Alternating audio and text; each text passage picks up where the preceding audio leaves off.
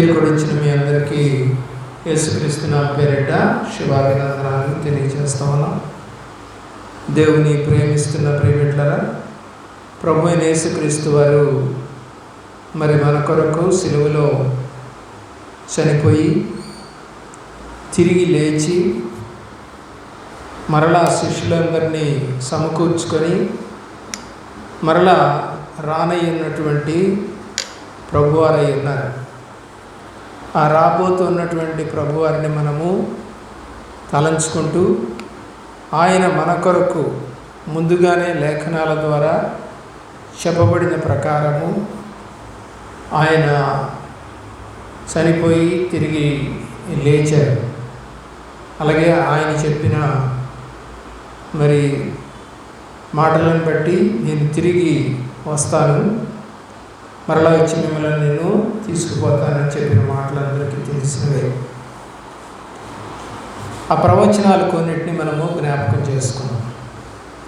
జకర్యా గ్రంథము 9వ అధ్యాయము 9వ వచనం. 9వ అధ్యాయము 9వ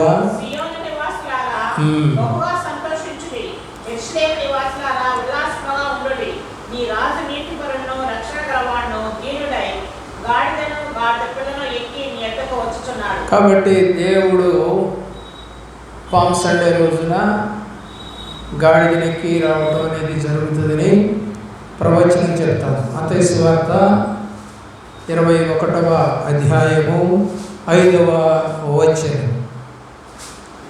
5వ వచనం.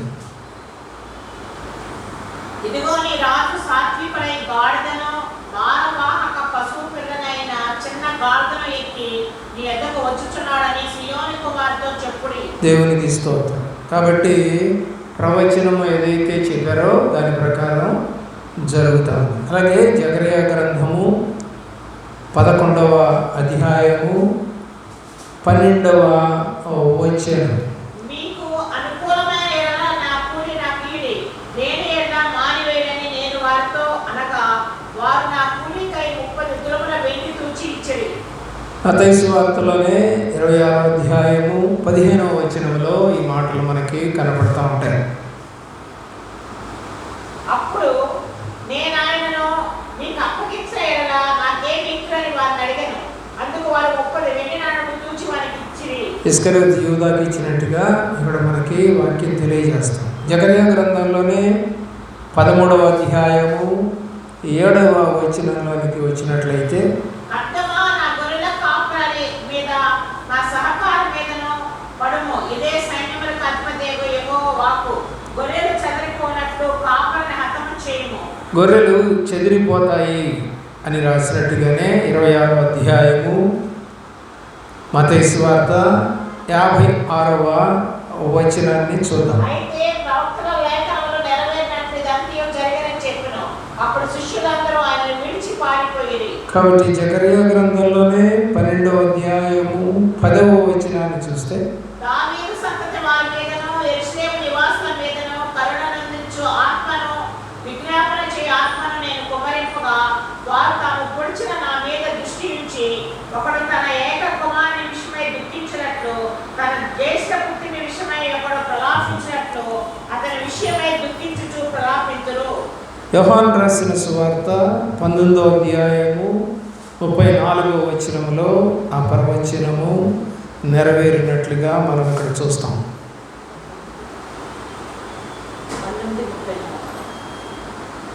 యోహాను రాసిన సువార్త 19వ అధ్యాయము 14వ వచనం. సైనికులలో ఒకడు ఇంటితో ఆయన ప్రక్కన పొడిచెను, వెంటనే రక్తమును నీళ్లును కారెను. దేవునికి స్తోత్రం.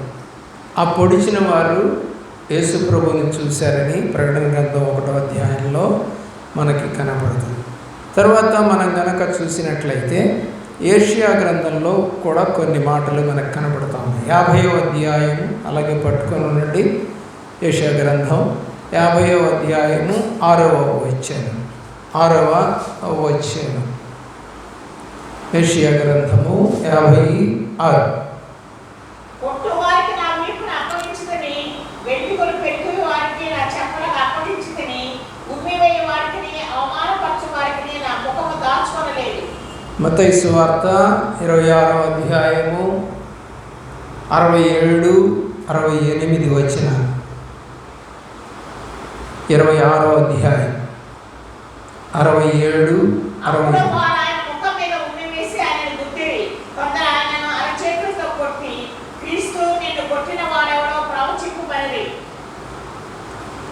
దేవుని వాక్యాన్ని వింటున్న పిల్లరా, 53వ అధ్యాయంలోనే యెషయా గ్రంథము 5వ వచనం చూద్దాం. మన అతిక్రమ క్రియలను బట్టి అతడు గాయపరచబడెను, మన దోషములను బట్టి నలగగొట్టబడెను, మన సమాధానార్థమైన శిక్ష అతని మీద పడెను, అతను పొందిన దెబ్బల చేత మనకు స్వస్థత కలుగుచున్నది. 27వ అధ్యాయము మత్తయి సువార్త 26వ వచనం. అప్పుడు అతను వారు కోరినట్లు గర్భాన్ని వారికి విడుదల చేసి యేసును కొరడాలతో కొట్టించి సిలువ వేయగా అప్పగించెను. ఇక్కడ మనం చదివినట్టుగా యెషయా గ్రంథం 53:5లో ఆయన దెబ్బల వలన మనకి స్వస్థత కలుగుతుంది అన్నారు. ఆ మాటని పేతురు రాసిన మొదటి పత్రిక 2వ అధ్యాయము 24వ వచనంలో మళ్ళా పేతురు జ్ఞాపకం చేస్తూ ఉన్నాడు. మనము పాపముల విషయమై చనిపోయి నీతి విషయమై జీవించినట్లు ఆయన తానే తన శరీరమందు మన పాపములను మారువేద మోసుకొని ఆయన పొందిన దెబ్బల చేత మనకి స్వస్థత కలుగుతున్నది అని అక్కడ రాయబడిందండి. ఒకసారి గమనించవలసిందిగా కోరుతాం. 53వ అధ్యాయము 7వ వచనంలో దౌర్జన్యము నొందెను. 27వ అధ్యాయము మత్తయి సువార్త 14వ వచనం కనుక చూస్తే, అయితే ఆయన ఒక మాటకైనను అతనికి ఉత్తరమియ్యలేదు కనుక అధిపతి మిక్కిలి ఆశ్చర్యపడెను. కాబట్టి ఆయన దౌర్జన్యము నుండి ఆయన బాధింపబడినప్పుడు ఆయన గురించి అడిగితే ఒక్కటి కూడా చెప్పలేదు. యెషయా గ్రంథంలోనే 53వ అధ్యాయము 12వ వచనములో దొంగలతో పాటు ఆయన్ని సిలువ వేస్తారని, ఆయన విజ్ఞాపన చేస్తాడని వ్రాయబడింది. చదవండి. గొప్పవారితో అతను ఉంటాడు. మార్క్స్ వార్త 15వ అధ్యాయము 27వ వచనం. ఎందుకంటే ధనవంతుని వద్ద ఆయనను ఆ యొక్క సమాధిలో పెడతారని వాక్యం ఏదైతే చెప్పారో ఆ వాక్య ప్రకారంగా జరుగుతుంది. దొంగలతో పాటు సిలువ. మార్క్స్ వార్త 15:27.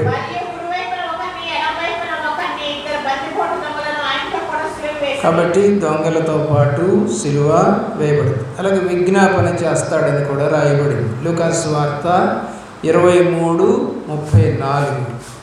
53:12లో దొంగలతో సిలువ అలాగే విజ్ఞాపన కూడా దేవుడు చేసినట్టుగా వ్రాయబడింది.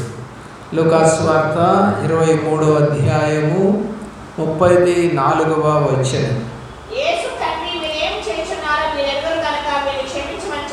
కాబట్టి ఆయన మరలా ఇశ్రాయేలు చేస్తున్నటువంటి పనులను బట్టి తండ్రికి విజ్ఞాపన చేస్తూ ఉన్నట్టుగా మనకి ఇక్కడ కనపడతా ఉంది. అలాగే 53వ అధ్యాయము 7వ వచనంలో ఆయన శ్రమలో కూడా మౌనముగా ఉన్నాడు. చదవండి.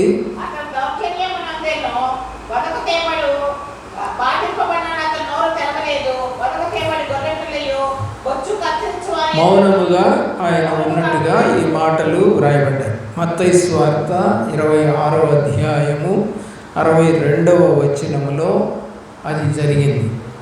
26:62. మత్తయి సువార్తలో 26:62.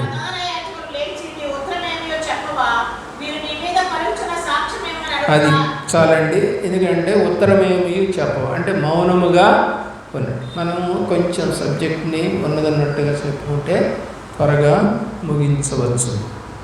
అలాగే యెషయా గ్రంథము 53వ అధ్యాయము 9వ వచనములో ధనవంతుని వద్ద అతన్ని పెట్టబడతాడు అని రాయబడింది. చదవండి. సరేనండి, నేను చదువుతాను. ధనవంతుని వద్ద ఆయనను పాతిపెట్టారు రాసింది. ఈ యొక్క ప్రవచనము మత్తయి సువార్త 27:66లో నెరవేరింది. అలాగే రెండోది సమాధి చేయబడింది, ధనవంతుని యొక్క సమాధి. మత్తయి సువార్త 27వ అధ్యాయము 59వ వచనము మరియు 60వ వచనములో మీకు ఈ మాటలు కనపడతాయి. అలాగే మీరు బైబిల్స్ తీసి ఇంటి దగ్గర ఒకసారి ఈ రిఫరెన్స్లన్నీ చదువుకోవడానికి ప్రయత్నము చేయండి. అలాగే మనం చూస్తే కీర్తన 41వ సంకీర్తన 9వ చరణంలో ఆయన అప్పగించారు అని చెప్పి వ్రాయబడింది. కీర్తన 41:9.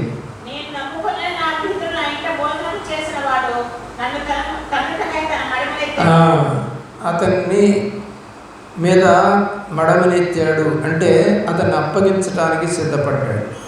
మత్తయి సువార్త 26వ అధ్యాయంలో మత్తయి సువార్త 26వ అధ్యాయంలో దేవుని యొక్క ప్రేమలో 47వ వచనం నుండి మనకు కనపడతా ఉంది.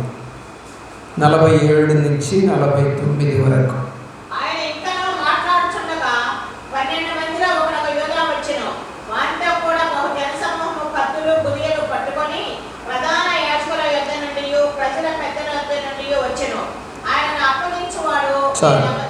ఆయన అప్పగించేవాడు, నేను ఎవరిని ముద్దు పెట్టుకుంటే ఆయన పట్టుకోండి అని చెప్పాడు. ఎవరు అతను అంటే ఇస్కరియోతు యోధా అని చెప్పి మనకి వ్రాయబడతా ఉంది.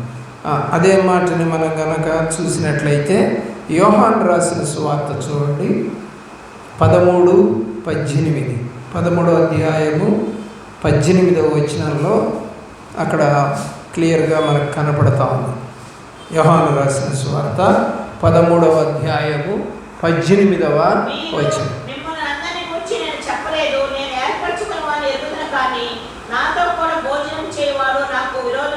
మడమనెత్తెను అనేటువంటి మాట మనకి అక్కడ కనపడతా ఉంది. అలాగే చాలా విషయాలు ఆయన గురించి వ్రాయబడ్డాయి బైబిల్లో మనకు కనపడతా ఉంటాయి. కీర్తన 22వ అధ్యాయము 7-8 చరణాలు. 7-8 చరణాలు. కీర్తన 22:7 అపహసించారు. ఆయన ఏం చేశారంటే చాలు. ఇదే మాట మత్తయి సువార్త 27వ అధ్యాయము 39వ వచనం నుండి 44వ వచనం, అలాగే 29వ వచనం. ఆ తర్వాత వస్త్రములను చీట్లు వేసి పంచుకున్నారని కీర్తన 22వ కీర్తన 18వ చరణంలో కనబడుతుంది. ఈ మాట యోహాను రాసిన సువార్త 19వ అధ్యాయము 23వ వచనం నుండి 44వ వచనం దాకా మీకు కనబడుతుంది. అలాగే చేదు చిరకను ఆయనకు అందించారని కీర్తన 69వ కీర్తన 21వ చరణంలో కనబడుతుంది. మత్తయి సువార్త 27వ అధ్యాయము 34లో ఇది నెరవేర్చబడింది. అలాగే కీర్తన 38:11లో స్నేహితులు అతన్ని విడిచిపెట్టి వెళ్ళిపోతారు అని చెప్పి వ్రాయబడింది. అలాగే లూకాసు వార్త 23వ అధ్యాయము 49వ వచనంలో అది నెరవేరింది. ఆయన ఎముకలలో ఒకటి కూడా విరవబడలేదు అని 34వ కీర్తన 20వ చరణంలో కనబడుతుంది. ఈ మాట యోహాను రాసిన సువార్త 19వ అధ్యాయము 33వ వచనంలో నెరవేరినట్లుగా మనము చూస్తాం.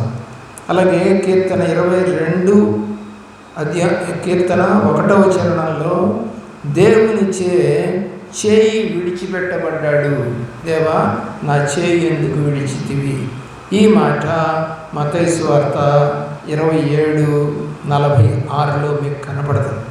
అలాగే ఆత్మను అప్పగిస్తున్నాను అని కీర్తన 31వ కీర్తన 5వ చరణంలో కనపడుతుంది.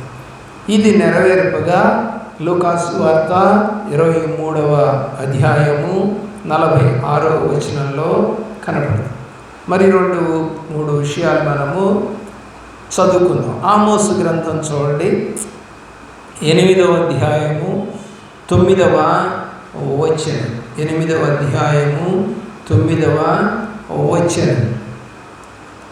చీకటి కమ్ముతుంది అని అక్కడ వ్రాయబడింది.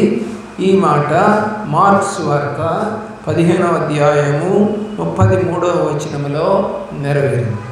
అలాగే మీకా గ్రంథము 5:1 చెంపల మీద కొడతారు అని చెప్పి వ్రాయబడింది. ఈ మాట లూకాసు వార్త 22వ అధ్యాయము 63, 64 వచనాల్లో కనపడుతుంది. అలాగే కాళ్ళు చేతులకు శీలలు కొడతారు అని కీర్తన 22వ కీర్తన 16వ చరణంలో రాయబడింది. యోహాను రాసిన సువార్త 20వ అధ్యాయము 27వ వచనంలో ఈ మాట మీకు కనపడుతుంది. కాబట్టి దరిదాపుగా 25 ప్రవచనాలు నెరవేరినట్టుగా మనం చూస్తాం. ఇంకా కొన్ని ఉన్నాయి, అవి కూడా మనము చూడవచ్చు. ఒక్కొక్క దాన్ని వివరించుకుంటూ పోతే సమయం ఎక్కువైపోతుంది. ఇవన్నీ కూడా మీరు బైబిల్ దగ్గర పెట్టుకొని ఒక్కొక్క వచనాన్ని చూస్తూ వెళ్ళవలసిందిగా దేవుని పేరిట కోరుతా ఉన్నాను. దేవుడి నామానికి మహిమ కలుగును గాక. మోకరించండి, ప్రార్థన చేసుకోండి.